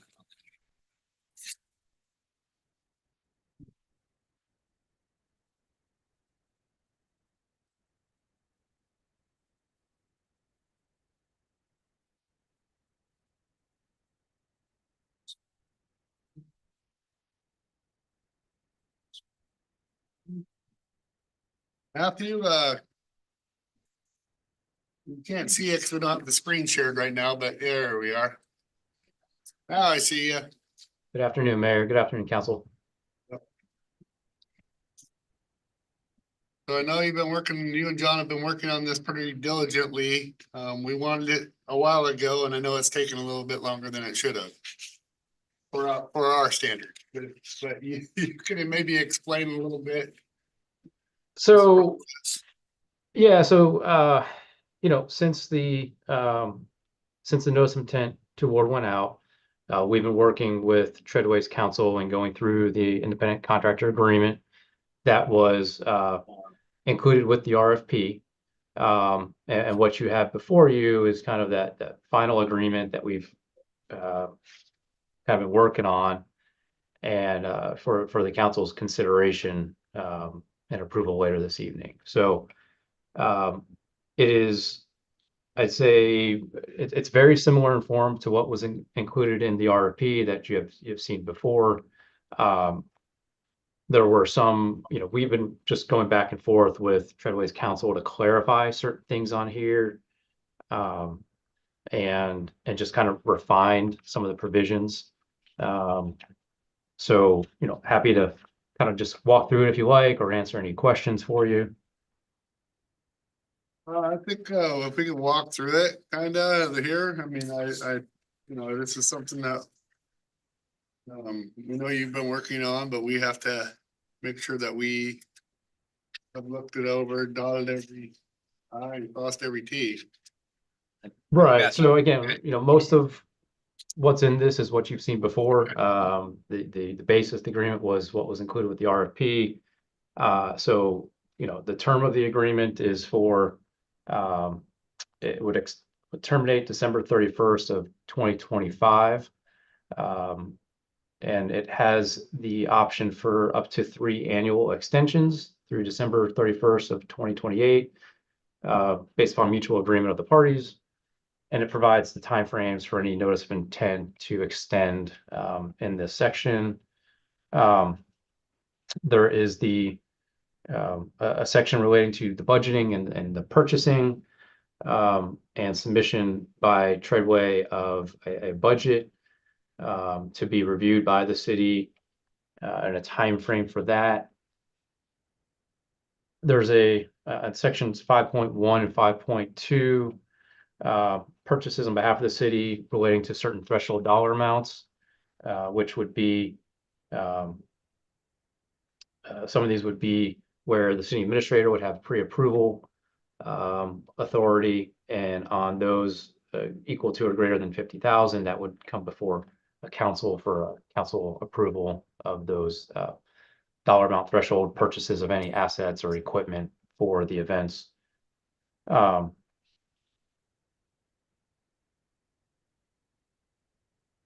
there's a section in 5.3 just about the expenditures relating to the an events account that would be set up by the city and the use of a credit or debit card that would be issued to Treadway by the city, or the city's finance department would issue a check for those expenditures.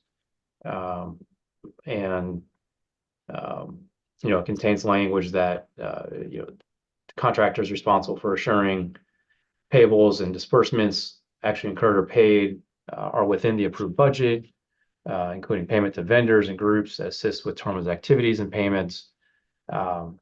So it kind of a section relating to how the expenditures will be made and how they work with the city to get the approval for those expenditures. Section 6 was just further defined a little bit to put in some timeframes. This would require Treadway to submit a written plan and summary of each event at least 60 days in advance of the start, so that the city administrator and public works director and police have an opportunity to review those plans and summaries and provide any feedback and request any changes to those plans. There is a provision in here specifically related to this year's Spirit of Halloween Town, because we're coming up on that start date. So this just would require them to provide that plan as soon as possible, and both parties would work to expedite the review of that process, so that all the plans can get underway. That would be my biggest concern right there. All this, that we have something that they start working on it right away. And if they are watching, I hope they're listening, and that we and our citizens and our businesses want to know, to what extent is this happening? It's very key to our downtown businesses and how they survive and planning around it. Cause they order food. What are we looking at? What type of events? On a scale of 1 to 10, are you gonna be a 7 this year compared to 10 being the biggest year we've ever had? What do you anticipate? Those are the type of things we'd like to have Treadway sooner than later try to give us. So. Yeah, I think John can probably speak a little more to that. Yeah, I'll share that I'm actually meeting with him right after this meeting, between the work session, the regular session, to have a let's get going kind of meeting. But we have been having those all along for the last few weeks, but now that it's official, we're close to official. We recognize the importance of coming up with the agenda and get going. Yes. Number 7, it says that you're gonna have reports made to you, John, after each event. And then city council can get those out, their requests. I think it's a good idea for that first year that after each event, everyone on city council receives their. I agree completely. Just putting that in there. Thank you. So just kind of going back then through the agreement, we just hit on the end of event and end of year reporting, that Council President Chilton just mentioned. Next session talks about the revenue and banking services that I mentioned before, that there'd be an account established that would hold all the event funds. Treadway would be provided access to that account and have the ability to connect with their software to make the ease of depositing funds into there and letting their software system speak with the bank accounting. And that way both parties then have access to the monthly account statements, so that they can be reconciled to ensure proper accounting. The idea here is that as far as the payments and revenues for events, that this would all be done through electronic payments, rather than accepting cash, because that makes it a little difficult to reconcile and to having to then deposit various cash into accounts. So this is set up to allow just for electronic payments.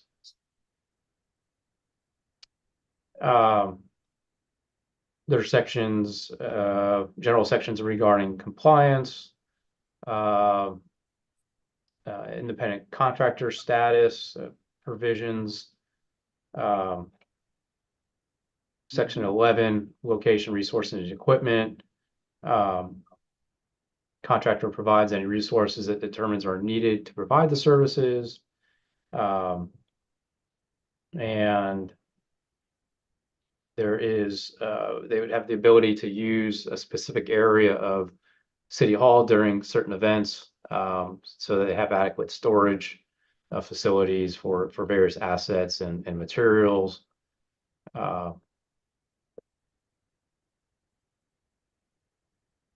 And obviously, as a independent contractor, Section 12, they have the ability to hire individuals to assist them with the production of the events. Section 13, ownership and work made for hire. This is a section that was expanded on a little bit from what was in the original draft. But again, just to clarify that these materials that are they're identified in the agreement as event materials. So things, ads, materials that are created by Treadway for the public use by the city would become property of the city. Yep. And it just, a lot of this is more just kind of legalese in here, but you know, certain materials would remain the property of Treadway. But those are the kind of their methods, their research and development, you know, their technologies and proprietary materials. Those are things that are used to then create the ads and materials for the city. So this just specifies which event materials are the city property and then which ones stay as property of the contractor. Let's see. Do we have an inventory list?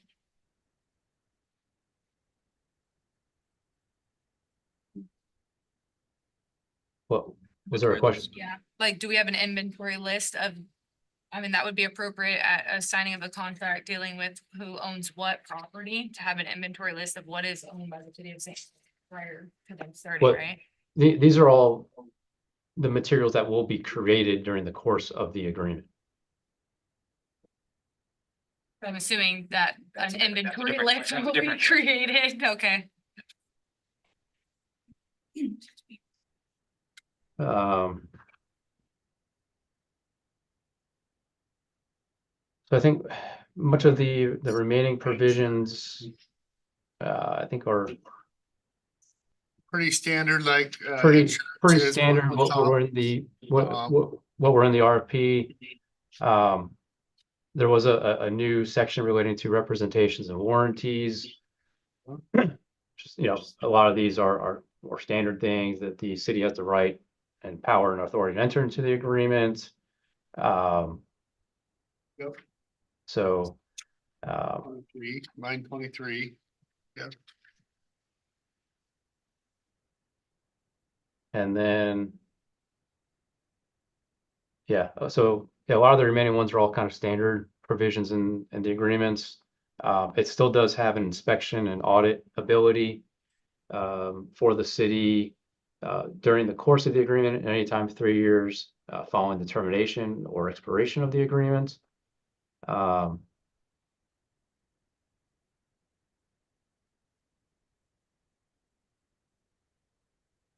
And then you have the attachment A, which identifies the scope of work, identifying the tourism program objective. And this has a section in that first paragraph that compensation will be paid by the city to the contractor using funds that are appropriated and accounted for in this events account. It contains a description of the 4 main events that would be put on. and identifies that there may be other events that are created throughout the term of this agreement. And then identifies the specific scope of services relating to the event. So the Treadway has the responsibility for ensuring events are advertised and promoted and marketed. That Treadway manages the city's social media websites and accounts. They create budgets and revenues and reconcile all the expenditures. They have the responsibility to solicit sponsorships for the events and creating informal brochures, obtaining musical talent, coordinating vendors, all the things that you would typically see in a tourism type of service agreement. And of course, with the last responsibility, providing final reports to the city administrator accurately and timely as per the obligations within the actual agreement. Attachment B are all the insurance obligations. And then attachment C is the term of compensation. And so this, again, this was similar to what was in the RFP. It was refined a little bit on the end to clarify the incentive compensation. The RFP did already include that there would be an incentive pay of 5% of net revenues, but that version didn't define what the net revenues would be. So we wanted to define that at the outstart. And so the last part of this attachment explains that the net revenue would be defined as the total amount of money received for an event from ticket sales, sponsorships, museum admissions, boat ride ticket sales, parking fees, vendor sales, photo op purchases, tour sales, merchandise sales, and gift shop sales. So any type of revenue that the city is that is being received relating to one of these events. And then less any of the refunded tickets, refunded sponsorship money, any event related expenses paid by or paid to third parties. It's only net what actually it nets at the end of the year on overall expenses versus what was paid out. Correct. So, and then that includes also the compensation. And so the idea here is that if the 5%, it's an aggregate 5%. So each event, you'd look at the net revenues of each of those events, and then at the end of the year, you'd aggregate what that 5% would be to come up with the final incentive compensation for Treadway. So the incentive here being that the everything that Treadway is doing to put on the events is promoting the events and encouraging more production and getting higher revenues each year, incentivizing them to grow and maintain those events. Okay. So that's kind of the overview. And again, we've been, we wish we were hoping to get it to you probably last week. There were just some final things that we were working on. But this is here for you today. Okay. Any questions for Matthew? Got a question for Gloria. Okay. Gloria, you've read this over. Yes, Are you comfortable with all the accounting part of it? yes, I've been involved in some of the language here, so yes, I'm. All right, thank you. It's probably not a big deal, Matthew, but the copy that I'm looking at has 2 number 24s. Maybe that's intentional. I don't know. Other than to keep you on your toes. Just No. checking. We'll have that fixed in the final signed version. Oh, yes, it does. The teacher spotted it.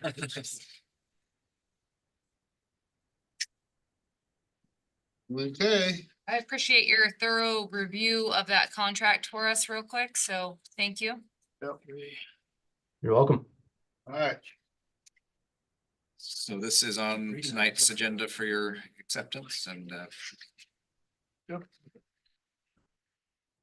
assuming you're accepted. Yeah.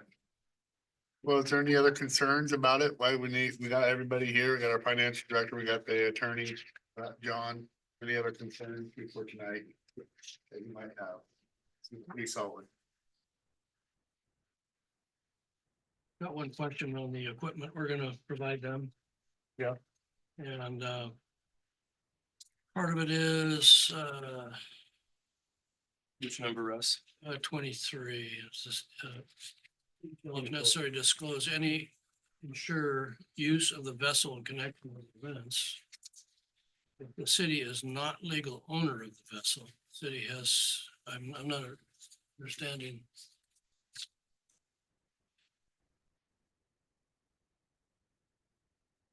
Great. Is Matthew still there?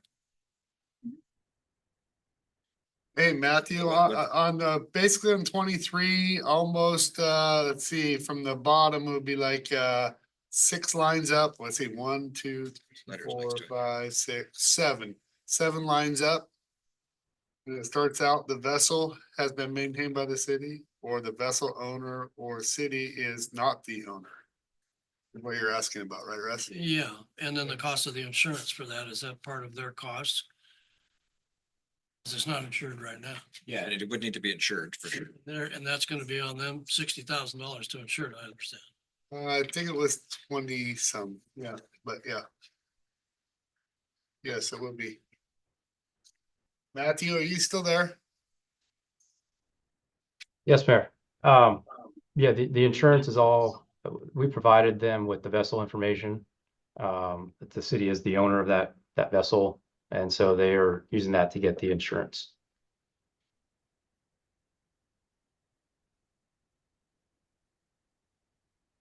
Okay, this is kind of confusing because that's the way it doesn't seem like it reads. It reads this, I know it's in.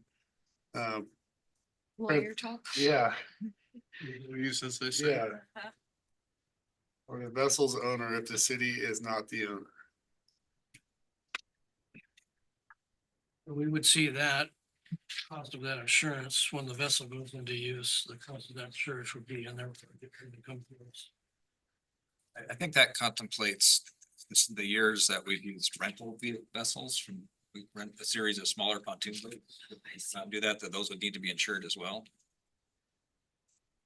So it's not specifically related to our They're boat that we own. Oh, We that's own why it reads, rental that. boats. that's why it reads that. Cause if we buy another boat. Not- or not we use city it- owned. Yeah. Would be it the makes rental sense To boats. keep it general. Okay. Yep, that makes sense. The boat being used, it's gonna be. Okay, but good question, Russ. All right, let's go on to our city administrator report. Al Mulch. Yeah, I'm gonna keep this fairly brief because I've been all consumed by Project Arcadia and its events problem. We've made some good progress on both over the last couple of weeks. As well as some good progress on the Riverwalk project in downtown. There's just a lot of, we're starting to come out of the ground. You're starting to see the curves. You see some sidewalks. Just today, we put the sidewalks up from the corner of Cowlitz coming up right in front of utility building. It's really taking shape and we're hoping there's enough put back together that doesn't interfere with having a successful Halloween this year. But 13 nights is going well. We got 5 events left. Tomorrow there's Patrick Lamb. On Sunday, Bon Bon Vivant, which is a New Orleans style band, is also playing from that 6 to 8 time slot and out at McCormick Park. And you know, if you haven't seen them, they're really good. It's very, very, very fun. And then the remaining 3 are the Horn Dogs on the 15th, the Hot Club Sandwich on the 22nd, and then Jeff Foxworth and the Gold Experience is the finale on the 29th, and we'll be all done with that. It's been quite an experience, just Thanks for fairly picking it up. fairly time consuming, Yeah, but John, and, it seems to have a rhythm now that's going well. I'll probably jinx that, but hopefully not. So. Yeah, hopefully not like a water issue. Exactly. You know, Project Arcadia, Councilor Hubbard has been out with myself and our staff and looking at the property and easements and just kind of the general layout. I think we've come to terms with them on a footprint, working to, really that milestone of having this purchase and sale agreement. And there are some required timelines that in order for us to get there, that we have to achieve. So we're on a path. We've been assembling a lot of the due diligence items behind the scenes, getting ready for that information dump to them. But we need an agreement, and we'll talk about that. So.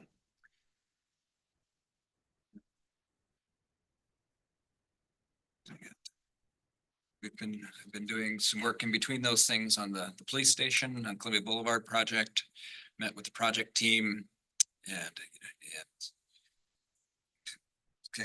we have some information, have some environmental information, and I'd like to check with you sometime soon on that. And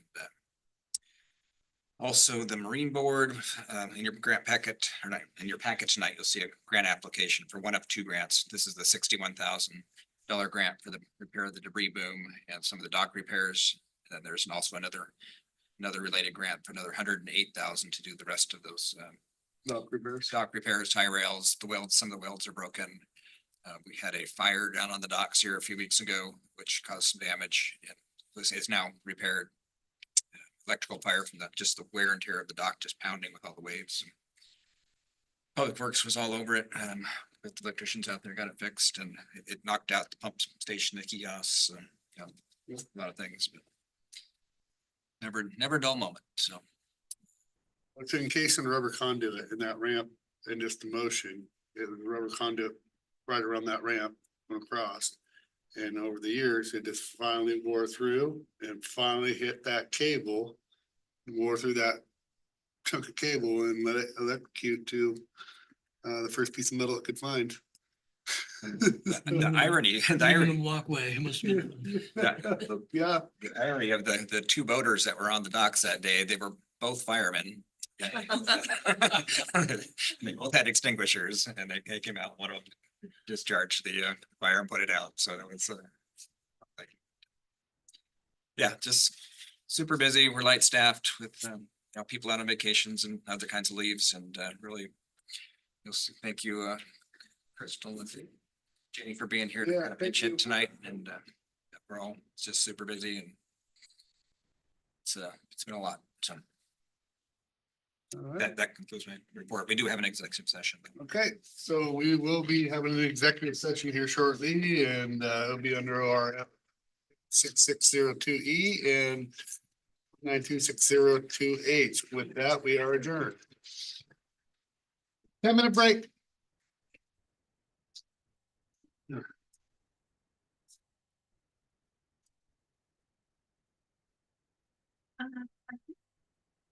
That was pretty cool. And that got together and did all that. That's pretty awesome.